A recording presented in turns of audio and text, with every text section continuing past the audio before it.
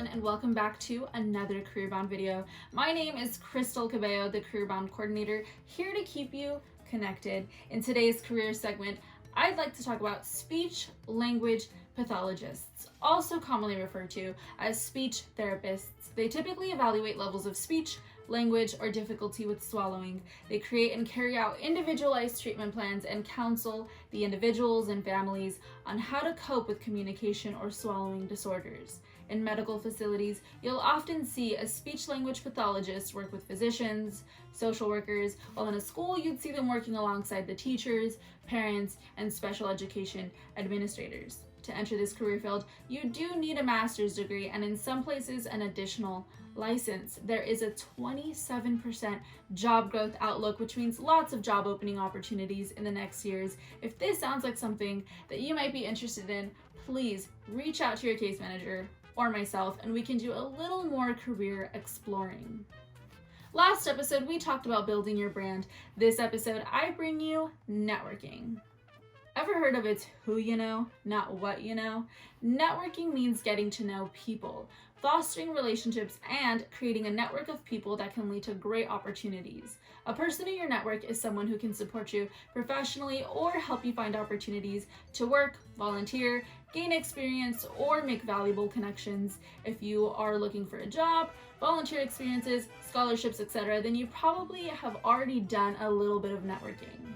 As a student in high school, you might think that you don't have very many contacts, but you do. Your aunts, uncles, people in sports clubs, teachers, parents, your friends, they're all in your network.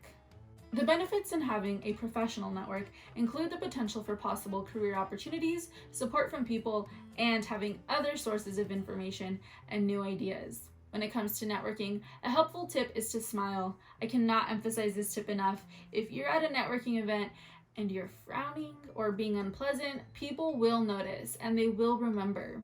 People won't want to work with you if that's their first impression. First impressions are important and smiling can get you super far. My next tip is to make eye contact. Body language itself is a huge portion of communication between you and that industry professional that you're speaking to. In addition to standing up straight, not fidgeting or looking down, make sure that you're making eye contact. There's something about looking into somebody's eyes. You can usually tell if they're genuinely engaged in what you're talking about or if they're in another world.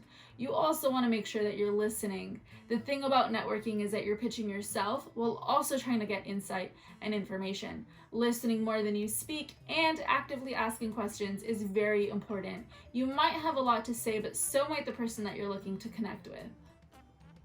Conversations are always a two-way street. Don't listen to respond, listen to understand. Be prepared. Every networking event is different, so when you show up, always know why you're there and what people might want to know about you. Be ready to answer questions about yourself and the organization that you are representing. Identify what networking style works best for you. Different people are successful using different networking tactics. Know the rules of professional networking, like never openly asking for an interview or a job. The purpose is to make contacts and build relationships prior to inquiring about employment. Be yourself. The most important tip for not just networking, but for living life is to always be yourself. People will be able to notice whether or not you're being authentic with them. Be patient. A relationship doesn't blossom from one conversation to another. Work hard to maintain and grow connections over time, just like you would with your friends. Keep in mind that not every networking opportunity will be highly successful, but just keep going. You might meet someone who inspires you to do something you've never considered before. You never know what you might learn when you start a conversation. Keep your mind open and your ears sharp to pick up any valuable information. You could be one networking session away from meeting people who will play a critical role in your future. You should also try to prepare an elevator pitch for networking conversations and internship opportunities. For example, hi, I'm Crystal. I'm a student at Cal State Dominguez Hills and I'm interested in... Being able to describe yourself and your strengths is not always easy to do, but it is something that can be developed over time. You also want to try to offer help, be consistent, and make sure to follow up. However you do it, networking isn't meant to be one-sided. It should provide value for both parties at some point. Practice networking in your workplace. Coworkers may have a lot to offer to your career from right within your own company, and it's perfectly allowable for you to network with them.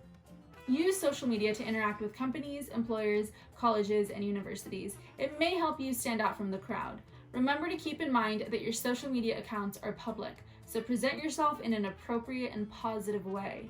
Use social media effectively. LinkedIn and Twitter are great platforms for networking. They are great platforms to make connections, find opportunities, and find jobs. It's never too early to make an account.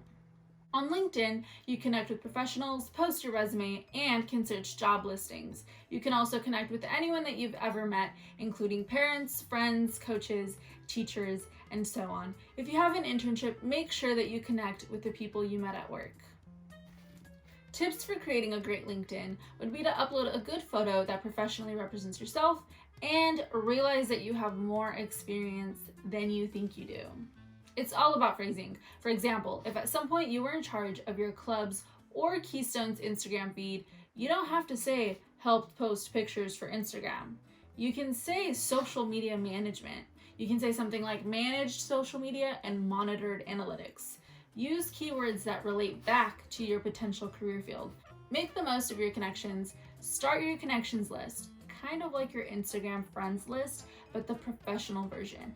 And add your classmates and coworkers. LinkedIn makes this part a little easier for you with the people you may know section, which is based on your existing connections. Then actually reach out to those people, comment on their posts, congratulate them on new jobs, promotions, and if you're applying for an open position, check your connections to see if anyone you know works at that company. I challenge you to network a little bit. I'm going to include a networking scavenger hunt at the end of this video. Screenshot it, fill it in with names of club members, and email it to me. Now here's the trick. You get more points if the name is from a member that goes to a different club site than you do. The person with the most points will get a prize. As always, my email is in the description below. Thank you for watching. We will be back with more CareerBond videos. I'll see you next time. Stay healthy and stay safe.